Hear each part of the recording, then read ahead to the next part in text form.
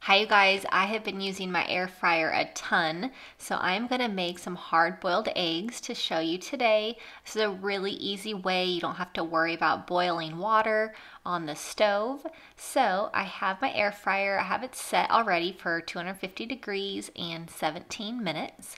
So now I'm going to add in my eggs. I'm going to do 6 eggs in this batch for today. So I'm going to add each egg into the basket of the air fryer.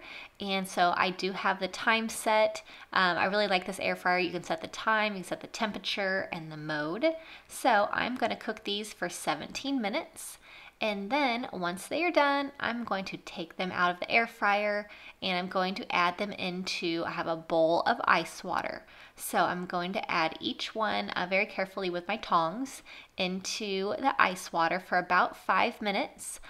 This will help the eggs peel really easily. So I'm going to let these soak and cool off and then they'll be ready to peel.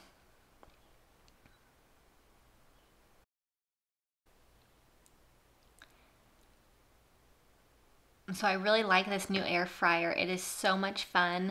It's perfect for the summertime. I don't have to heat up the kitchen boiling water to make hard-boiled eggs. So these are so easy and really fun to make a great healthy snack or breakfast to have ready to go.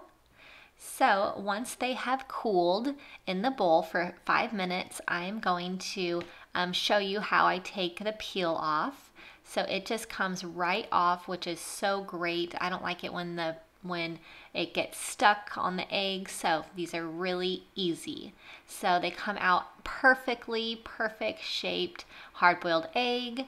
I will cut it in half and show you the inside also. So these are exactly how I like them, perfectly hard on the inside and delicious. I hope you enjoyed this video. I have lots more air fryer videos coming up, so subscribe to my channel.